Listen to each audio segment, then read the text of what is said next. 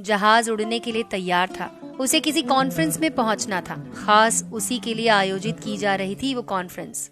वो अपनी सीट पर बैठा और जहाज उड़ गया। अभी कुछ दूर ही चला था कि कैप्टन ने ऐलान किया, तूफानी बारिश और बिजली की वजह से जहाज का रेडियो सिस्टम ठीक से काम कर नहीं रहा है, इसलिए हम करीबी एयरपोर्ट पर उतरने के लिए मजबूर हैं। जहाज उतरा और वो बाहर निकलकर कैप्टन से शिकायत करने लगा। उसका एक एक मिनट कीमती है। होने वाली कॉन्फ्रेंस में उसका पहुंचना बहुत जरूरी है। पास खड़े दूसरे मुसाफिर ने उसे पहचान लिया और बोला, डॉक्टर ज़ीशान साहब, आप यहाँ पहुँचना चाहते हैं? टैक्सी द्वारा यहाँ से 3 घंटे में पहुँच सकते हैं। उसने शुक्रिया अदा किया और टैक्सी लेकर निकल पड़ा।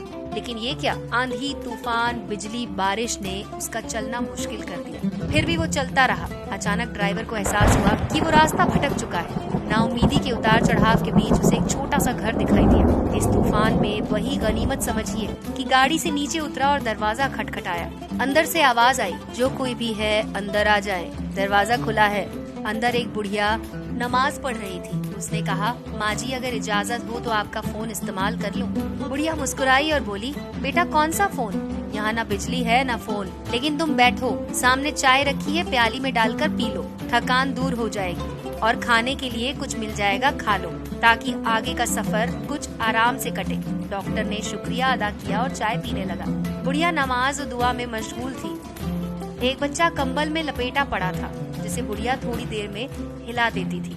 बुढ़िया जब फारिग हुई तो उसने कहा, माँ जी, आपके इखलाक और एहसान ने मुझ पर जादू कर दिया। आप मेरे लिए भी दुआ कीजिए। मुझे उम्मीद है कि आपकी दुआएं जरूर कबूल होंगी।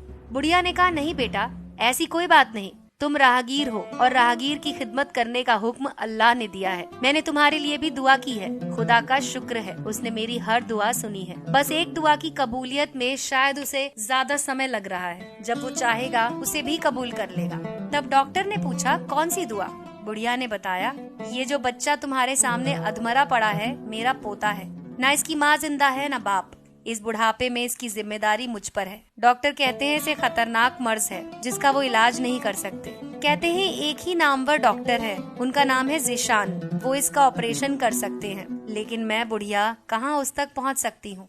जाऊँ भी तो पता नहीं वो देखने पर राजी हो या नहीं। अल्लाह से दुआ है कि मेरी मुश्किल आसान कर दे। डॉक्टर की आंखों से आंसुओं का सैलाब बहने लगा। वो भर्राई हुई आवाज में बोला, खुदा की कसम, आपकी दुआ ने हवाई जहाज को नीचे उतार दिया, आसमान पर बिजलियां कौंधवा दी, मुझे रास्ता भुलवा दिया ताकि मैं यहाँ तक आ जाऊँ। खुदा की कसम, मुझे यकीन ही नहीं हो रहा कि खुदा एक दुआ कबूल करके अपने बंदे के लिए इस तरह आसानी मुहैया करा सकता है। वो मुसब्बुल असबाब है। अल्लाह के बंदों, उसे लौ लगाकर तो देखो। जहाँ जाकर इंसान बेबस हो जाता है, वहाँ से उसकी खुदाई शुरू होती है। तो आज की ये कहानी आपको कैसी लगी? ये कहानी भेजी है हमारे एक